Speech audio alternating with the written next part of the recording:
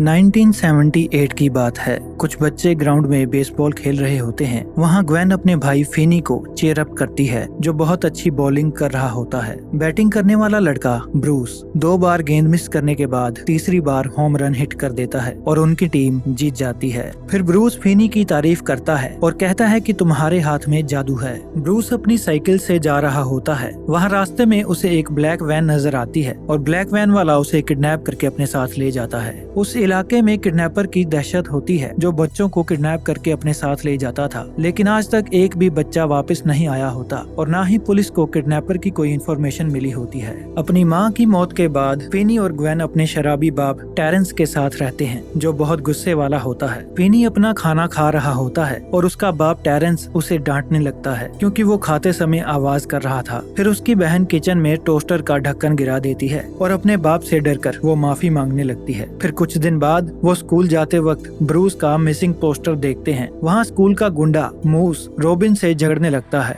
Robin fighter होता है जो आसानी से मूस को नीचे गिरा देता है और उस पर लगातार मुक्के मारता है। लेकिन फिनी को अच्छा नहीं लगता और वो ग्वेन को लेकर वहाँ से चला जाता है। ग्वेन बहुत खुश होती है और कहती है कि मूस के साथ ऐसा ही होना चाहिए था, क्योंकि उसने भी फिनी को पीटा था। वो रॉबिन की तारीफ भी करती है और कहती है कि वेंस हॉपर के किडनैप होने के बाद वो उनके स्कूल का सबसे ताकतवर लड़का है। फिनी डरपोक होता है, जो किडनैपर का नाम सुनकर अपसेट हो जाता है। साइंस क्लास में वो अपने रॉकेट पेन के साथ खेल रहा होता है और अपनी क्रश डोना को देखता है। क्लास के बाद कुछ बदमाश बच्चे फिनी का पीछा करने लगते हैं और उनसे बचने के लिए वो टॉयलेट में छुप जाता है। लेकिन वो लड़के वहाँ भी आ जाते हैं। तभी वहाँ पर रॉबिन आ जाता है और वो फिनी को बचा लेता है। फिर रॉबिन फिनी से कहता है कि तुम्हें एक दिन अपने लिए लड़ना ही पड़ेगा। रॉबिन और फिनी दोनों दोस्त होते हैं और फिनी अक्सर मैथ्स पढ़ने में रॉबिन की मदद करता है। फिर ग्वेन को प्रिंसिपल के ऑफिस में बुलाया जाता है। वहाँ 2 जासूस राइट और मिलर ग्वेन से पूछते हैं कि उसने किडनैप हो चुके लड़के ब्रूस की बहन से क्या कहा था। ग्वेन कहती है कि उसने सपने में देखा था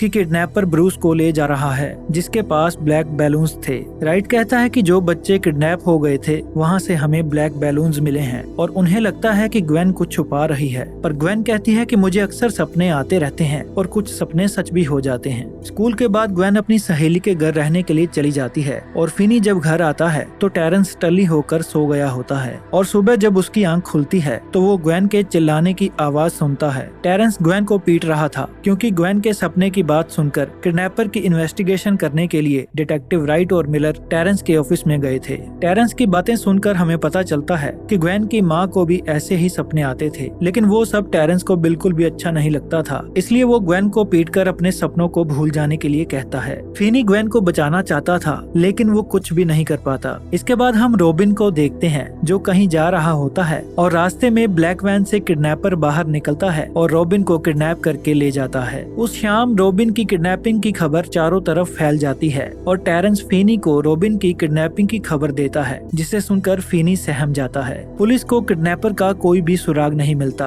उस रात सोने से पहले ग्वेन फिनी को हौसला देती है और फिनी उसे अपने सपने के जरिए रॉबिन का पता लगाने के लिए कहता है। लेकिन ग्वेन कहती है कि सपने उसकी मर्जी से नहीं आते, वो अपने आप आते हैं। अगले दिन डिटेक्टिव राइट और मिलर ग्वेन से बातचीत करते हैं, लेकिन ग्वेन को कोई सपना नहीं आया होता और अपने बाप के डर की वजह से वो उन्हें कुछ नहीं बताती। अब फिनी को बचाने वाला कोई नहीं था तो स्कूल के बदमाश लड़के फिनी को पीटते हैं और उसे बचाने के लिए ग्वेन वहाँ आ जाती है, लेकिन वो लड़के उसे भी पीट देते हैं। इसके बाद हम फिनी को साइंस क्लास में देखते हैं। टीचर सभी बच्चों को प्रोजेक्ट के लिए अपना एक पार्टनर चुनने के लिए कहता है और डोना खुद ही फिनी के पास आ जाती है क्योंकि उसे पता था कि फिनी उसे लाइक करता है। डोना कहती है कि तुम्हारी बहन बहुत अच्छी है जो तुम्हारी इतनी केयर करती है। स्कूल के बाद ग्वेन डोना का नाम लेकर उसके मजे लेती है और आज रात वो फिर से अपनी सहेली के घर रहने के लिए चली जाती है और फिनी अपने घर की ओर जाने लगता है। रास्ते में उसे वही ब्लैक वैन नजर आती है जिसमें से एक आदमी बाहर आता है जो गलती से अपना सारा सामान नीचे गिरा देता है। फिनी उसकी मदद करता है। वो आदमी कहता है कि वो एक जादूगर है। फिनी उस वैन में ब्लैक बैलून्स देख लेता है, लेकिन तभी वो आदमी फिनी को ब्लैक बैलून्स के जाल में फंसाकर किडनैप करने लगता है। फिनी के हाथ में उसका रॉकेट होता है जिससे वो किडनैपर को जख्मी कर देता है, लेकिन किडनैपर उसके मुंह में स्प्रे करके उसे बेहोश कर देता है और अपने साथ ले जाता है। जब फिनी को होश आता है तो वो एक मकान की बेसमेंट में होता है। किडनैपर बड़े रहस्यमयी तरीके से उससे बात करता है। वो कहता है कि तुमने मुझे बहुत जख्मी कर दिया है, पर घबराओ मत,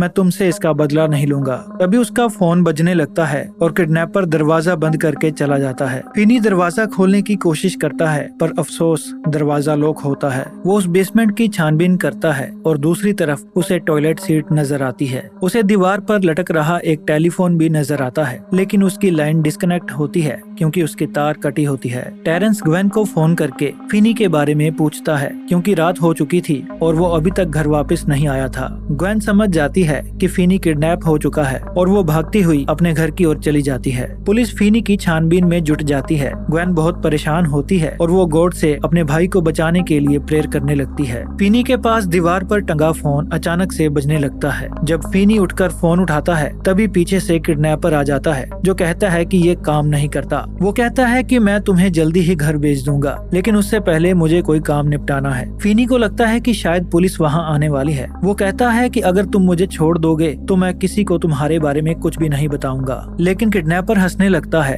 और कहता है कि यहाँ पुलिस नहीं आ सकती। फिनी को लगता है कि उसके साथ घर में कोई और भी है। वो कहता है कि तुम मुझे छोड़ दो नहीं तो मैं चिल्लाऊंगा, पर इस बात का किडनैपर को कोई असर नहीं होता। वो कहता है कि तुम जितना चाहे चिल्ला सकते हो, मैंने इस जगह को साउंड प्रूफ बना कर रखा हुआ है। फिर वो दरवाजा बंद करके चला जाता है और फिनी पूरे जोर से चिल्लाता है, लेकिन वहाँ कोई भी उसकी आवाज सुनने वाला नहीं था। उसने खिड़की को भी साउंड प्रूफ किया होता है। वो खिड़की से बाहर जाने की कोशिश करता है, लेकिन खिड़की बहुत ऊंची होती है जहाँ तक वो पहुँच नहीं पाता। फिनी हार कर बैठ जाता है और खुद से कहता है कि मैं यहाँ से नहीं निकल सकता। तभी फोन बजने लगता है। वो डर कर फोन उठाता है, लेकिन कोई भी जवाब नहीं देता। बाद में जब वो सो रहा होता है तो फोन से कुछ अजीब सी आवाज आती है और फिनी उठकर देखता है कि किडनैपर उसके पास ही बैठा हुआ है। फिनी खाना मांगता है क्योंकि उसे बहुत भूख लग रही होती है, पर किडनैपर उसे खाना देने से मना कर देता है और जाने से पहले वो बड़े रहस्यमय तरीके से कहता है कि मैं बस तुम्हें देखना चाहता था। उसकी अजीब सी हरकतें देखकर फिनी बहुत बुरी तरह से डर जाता है। न जाने वो उसके साथ क्या करने वाला है। थोड़ी देर बाद फोन फिर से बजता है। फिनी अपनी नींद से जागकर फोन उठाता है और फोन पर एक लड़का फिनी का नाम लेता है। डर कर वो फोन रख देता है, पर फोन फिर से बजने लगता है और जब वो फोन उठाता है तो वो लड़का कहता है कि फोन मत काटना। वो लड़का अपना नाम भूल चुका होता है और कहता है कि मरने के बाद सबसे पहले हम अपना नाम भूल जाते हैं, यानी कि फोन पर उस लड़के की आत्मा उससे बात कर रही होती है।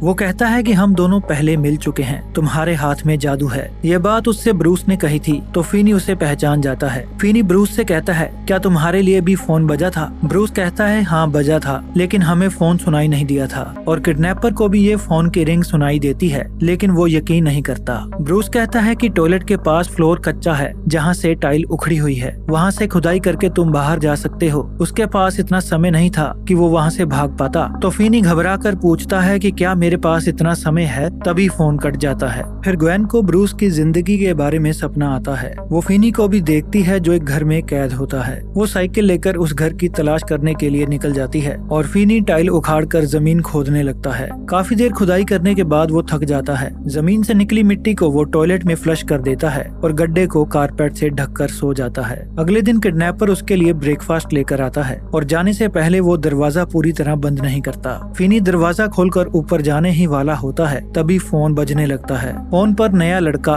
बिली बोलता है, जिसकी आत्मा फिनी के सामने ही खड़ी होती है, पर फिनी को सिर्फ फोन पर उसकी आवाज ही सुनाई दे रही थी। वो कहता है कि ये किडनैपर का जाल है। वो ऊपर बैठकर तुम्हारा इंतजार कर रहा है ताकि तुम भागने की कोशिश करो और वो तुम्हें सजा दे सके। उन बच्चों के साथ भी उसने ऐसा ही किया था। और इतना कहकर वो फोन काट देता है, पर फिर भी फिनी सीढ़ियों के जरिए ऊपर जाता है और जब उसे एहसास हो जाता है कि किडनैपर उसका इंतजार कर रहा है तो वो वापस नीचे आ जाता है और अपना खाना खाने लगता है। थोड़ी देर बाद बिली फिर से उसे फोन करता है और बोतल घुमाकर खिड़की की तरफ इशारा करता है। वो कहता है कि दीवार के नीचे मैंने एक तार छुपाई थी जिसकी मदद से तुम खिड़की खोलकर बाहर जा सकते हो। इसी दौरान ग्वेन अपने सपने में बिली को देखती है जो न्यूज़पेपर डिलीवरी का काम करता था, पर एक दिन किडनैपर उसे ले गया और उसे वो घर भी नजर आता है जहाँ वो बच्चों को रखता है। फिनी को वो तार मिल जाती है और वो कारपेट को पाइप की तरह यूज करके तार को खिड़की में फंसा देता है और ऊपर चढ़ने लगता है। वो खिड़की खोलने ही वाला था, लेकिन तभी ग्रिल टूट जाती है और वो गिर जाता है। ग्वेन टेरेंस को अपने सपने के बारे में बताती है। टेरेंस कहता है कि तुम अपने सपनों को भूल जाओ, पर ग्वेन को ऐसा नहीं लगता। वो कहती है कि मेरे सपनों के जरिए हम फिनी को ढूंढ सकते हैं और वो दोनों उस घर की तलाश करने के लिए निकल जाते हैं। इन्वेस्टिगेशन के दौरान राइट और मिलर मैक्स नाम के आदमी के घर पर जाते हैं। मैक्स उन्हें अपने घर के अंदर ले जाता है और कहता है कि वो भी काफी दिनों से किडनैपर की इंफॉर्मेशन इकट्ठा कर रहा है। उसे लगता है कि किडनैपर किडनैपर इसी एरिया में कहीं रहता है, क्योंकि वो बच्चों को किडनैप करके ज्यादा दूर नहीं लेकर गया है। ये घर मैक्स के भाई का होता है और वो यहाँ कुछ दिन पहले ही आया होता है। राइट और मिलर उसकी बातों में ज्यादा इंटरेस्ट नहीं दिखाते और जाने से पहले उसे अपना टेबल साफ करने के लिए भी कहते हैं, जिस पर ड्रग पाउडर पड़ा होता है। उनके वहाँ से जाने के बाद मैक्स अपना नशा करने लगता है और हम देखते हैं कि फिनी उसी के घर की बेसमेंट में कैद होता है। किडनैपर फिनी के लिए खाना लेकर आता है और उसका नाम पूछता है तो फिनी उसे अपना नकली नाम बता देता है, लेकिन किडनैपर गुस्से से उसका खाना गिरा देता है और उसकी तरफ एक अखबार फेंकता है। अखबार में उसके बारे में सब कुछ लिखा होता है। किडनैपर फिर से दरवाजा खुला छोड़कर ऊपर चला जाता है। फिनी दरवाजा खोलकर ऊपर जाने लगता है, तभी टेलीफोन की घंटी बजती है, पर कोई भी उसे जवाब नहीं देता।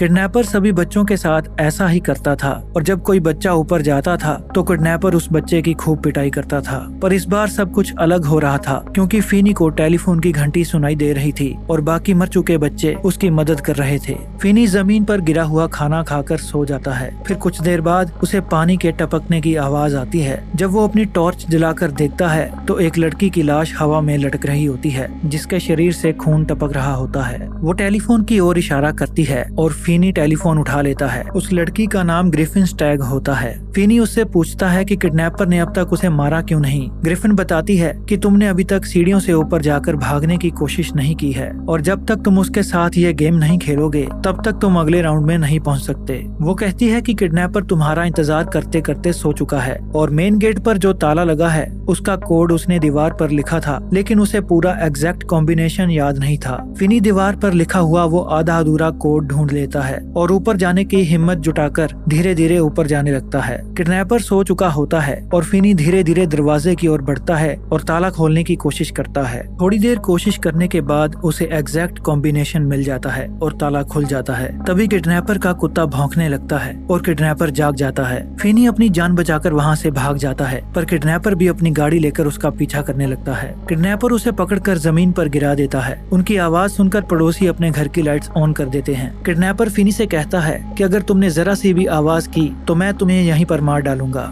फिर सभी लाइट्स स्विच ऑफ हो जाती हैं और किडनैपर फिनी को एक जोरदार मुक्का मारकर बेहोश कर देता है और उसे वापस ले जाता है। अगले दिन ग्वेन गॉड से प्रेयर करने लगती है ताकि सपने में उसे फिनी का पता चल सके। फिर टेलीफोन की घंटी बजती है और जब फिनी फोन उठाता है तो उनके स्कूल का सबसे ताकतवर बदमाश लड़का वेंस होपर उसे कहता है कि तेरी जिंदगी की पिक्चर का दी एंड आ गया है। उसी समय ग्वेन अपने सपनों में वेंस होपर को एक स्टोर में मारपीट करता हुआ देखती है, जिसे पुलिस पकड़ कर ले जाती है और गाड़ी में बैठकर वो वेंस और फिनी की टेलीफोन पर हो रही बातचीत सुनने लगती है। वेंस एक घर की ओर इशारा करता है और ग्वेन जागने से पहले उस घर का नंबर याद कर लेती है। वेंस फिनी को बताता है कि टॉयलेट की दीवार के उस पार स्टोरेज रूम है, लेकिन वहाँ तक पहुँचने के लिए उसे फ्रीजर में से होकर जाना पड़ेगा। अगर वो दीवार तोड़कर पैनल खोल लेगा तो वो वहाँ से भाग सकता है। फिनी अपनी मदद करने के लिए उसे शुक्रिया कहता है, पर वेंस उस पर भड़क जाता है क्योंकि वो बस किडनैपर से अपनी मौत का बदला लेना चाहता है। वो इतनी जोर से चिल्लाता है कि फिनी के कान फटने लगते हैं और वहाँ पर रखी बोतल्स दीवार से टकराकर टूट जाती हैं। इसके बाद फिनी वैसा ही करने लगता है जैसा वेंस ने उसे बताया था।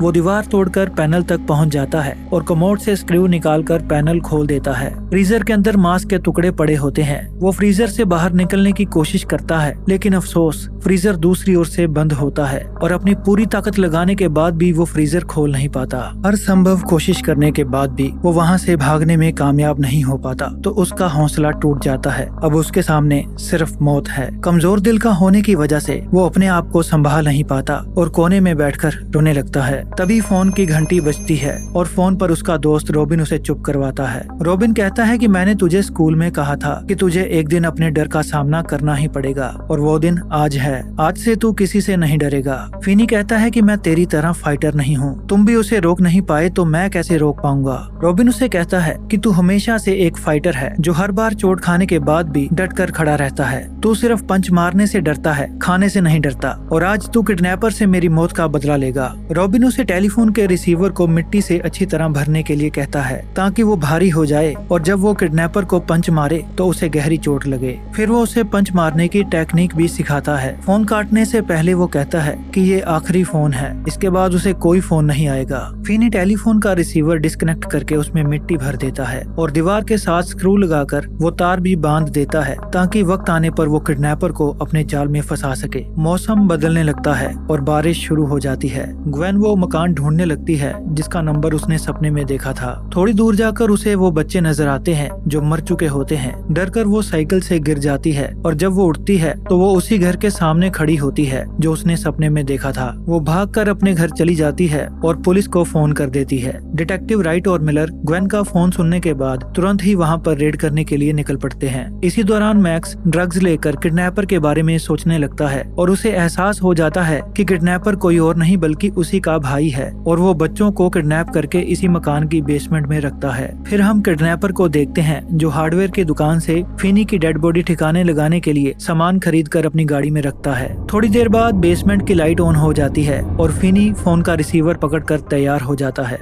और वो मैक्स होता है जो अपने भाई की असलियत जानने के बाद बहुत हैरान होता है। वो फिनी से कहता है कि मैं तुम्हें यहाँ से बाहर निकाल लूंगा। तभी किडनैपर उसके सर में कुल्हाड़ी मारकर उसे जान से मार देता है। फिनी डर के मारे चिल्लाने लगता है। किडनैपर फिनी से कहता है कि तुम्हारी वजह से मुझे अपने भाई को मारना पड़ा, जिसका बदला वो उससे जरूर लेगा। इस दौरान पुलिस भी उस घर के बाहर आ चुकी होती है जो चेकिंग के लिए घर के अंदर जाती है। किडनैपर फिनी से कहता है कि आमतौर पर मैं चाकू से बच्चों को मारता हूँ, लेकिन तू स्पेशल है इसलिए मैं तुझे कुल्हाड़ी से मारूंगा, और वो अपने कुत्ते को दरवाजे पर बांध देता है। पुलिस सारे घर की तलाशी लेती है लेकिन उन्हें वहाँ कुछ भी नहीं मिलता। फिर किडनैपर अपनी कुल्हाड़ी लेकर फिनी की ओर धीरे धीरे बढ़ता है और तेजी से उस पर हमला करता है, लेकिन फिनी बचकर टॉयलेट की ओर भाग जाता है। जब किडनैपर भी उसके पीछे भागता है तो फिनी तार खींचकर उसे गड्ढे में गिरा देता है और उसका पैर ग्रिल से टकराकर टूट जाता है। रॉबिन का तरीका अपनाकर फिनी उसे पंच मारने लगता है, लेकिन किडनैपर उसे पकड़ लेता है और झगड़े में फिनी उसका मास्क उतार देता है, जिससे घबराकर वो किडनैपर अपना मुंह छुपाने लगता है। फिनी खड़ा होकर उसे जोरदार पंच मारता है और रिसीवर की तार से उसका गला घोंटने लगता है। वो किडनैपर मरने ही वाला होता है तभी फोन की घंटी बजने लगती है जिसका रिसीवर फिनी के हाथ में ही होता है।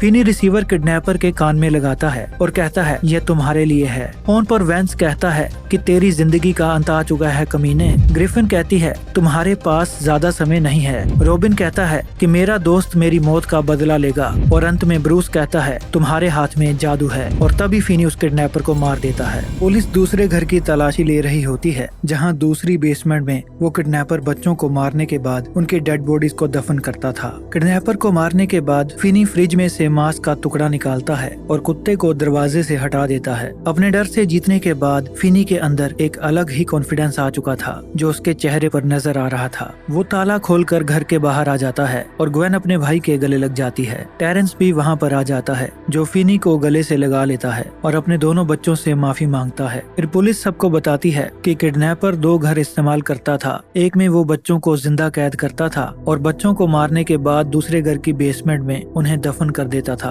अगले दिन फिनी अपने स्कूल जाता है और सब बच्चे उसे देखकर हैरान हो जाते हैं क्योंकि मासूम से दिखने वाले फिनी ने वो कर दिखाया था जो उनके स्कूल का कोई भी बहादुर लड़का कर नहीं पाया था। फिनी के चेहरे पर एक अलग ही कॉन्फिडेंस होता है जो मुस्कुरा कर अपनी क्लास में चला जाता है और बिना किसी हिचकिचाहट के डोना से बात करने लगता है। और इसी मैसेज के साथ ये मूवी यहीं पर खत्म होती है कि हमें अपने लिए स्टैंड लेना ही पड़ेगा। अगर हम ये अकेले नहीं कर सकते तो हमें अपने परिवार और अपने दोस्तों का सहारा लेना चाहिए। फिनी अपने बाप को ग्वेन की पिटाई करने से रोक नहीं पाता और ना ही वो दूसरे बदमाश लड़कों को उसकी पिटाई करने से रोक पाता है, लेकिन जब फोन पर रॉबिन उसका हौसला बढ़ाता है तो वो खुद को भी संभालता है और उस किडनैपर का भी अंत कर देता है जो ना जाने कितने बच्चों को मार देता। और एक बार अपने डर का सामना करने के बाद उसमें ऐसा कॉन्फिडेंस आता है जो उसे किसी भी प्रॉब्लम को फेस करने में मदद करेगा। अगर आपको ये वीडियो अच्छी लगी है तो वीडियो को लाइक करें, हमारे चैनल को सब्सक्राइब करें और ये कहानी आपको कैसी लगी कमेंट्स में हमें जरूर बताएं।